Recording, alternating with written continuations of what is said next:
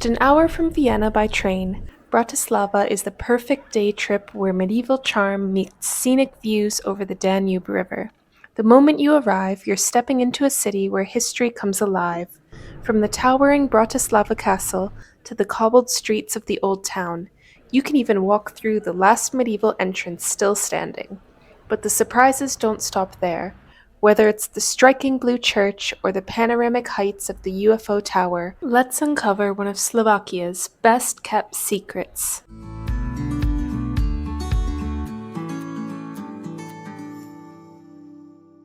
So we took an early morning train from Vienna station to Bratislava station, and then from there it's only a 30-minute walk or an e-scooter ride into the centre of Bratislava.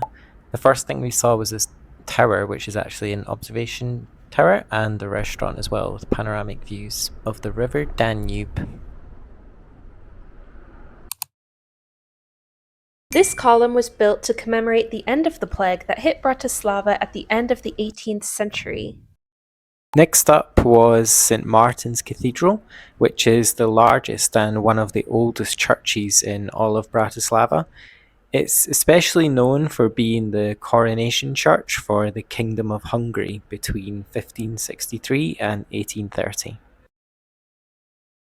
This here is Čumil. He's a bronze statue of a man peeking out of a sewer.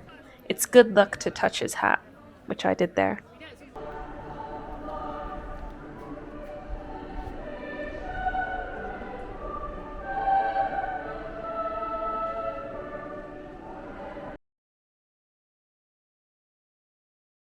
This building to the left is Primate's Palace, which is where Napoleon actually signed the Peace of Pressburg Treaty in 1805, which ended the Holy Roman Empire.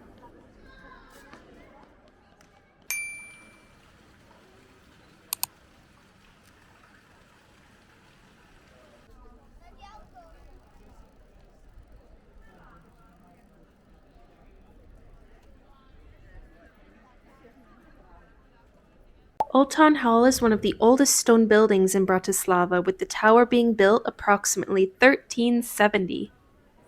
And of course, Ian being Scottish, we had to take a picture of this pub. So random. This is Michael's Gate. It was built around the year 1300, and it's actually out of 4 medieval gates, this is the last one standing.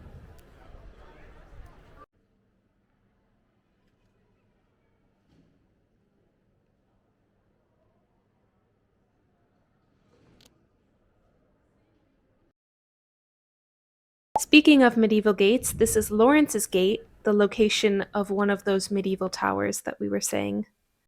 The Church of St. Elizabeth, also known as the Blue Church for obvious reasons, was built in the early 20th century in the Hungarian Art Nouveau style.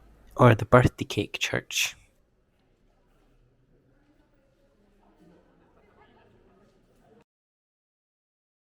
Now over to Freedom Square, which is a large park in Bratislava. It has a huge fountain in the middle, and it was nice to just mess around in this park in the sun. And actually, that fountain is the biggest in the whole of the Slovak Republic. And here we've got a very quirky building, an upside-down pyramid, which is home to the Slovak radio, and also to one of Europe's largest organs. This palace is where the president of Slovakia actually resides.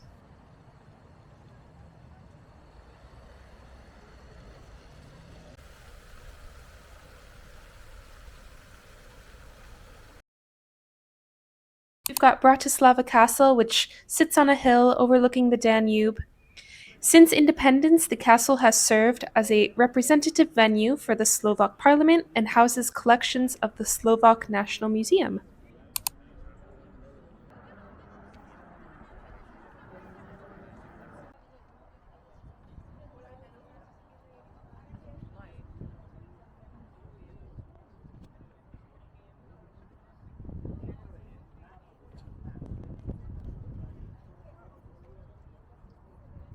And these are the gardens out the back. This is the Slovak National Theatre, which is Bratislava's opera house, and it was opened in 1886.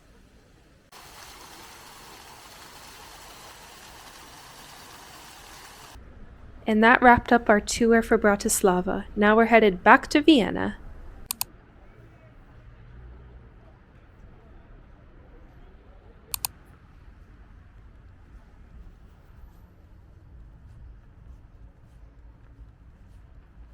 And here we've got St. Charles Church. It was named after the 6th emperor who vowed to build the church in gratitude to God for ending the plague in 1713.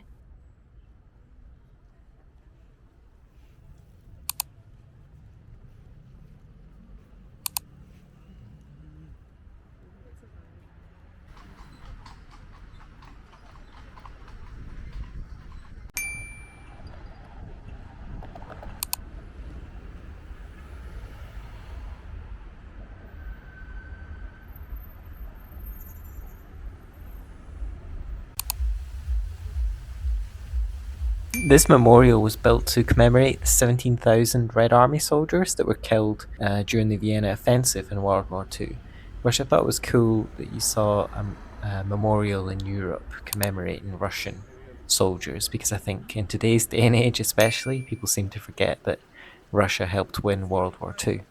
And of course, we've got St. Stephen's Cathedral. Did you know there's 230,000 tiles on this roof? And it's actually so steep that it can never be covered in snow.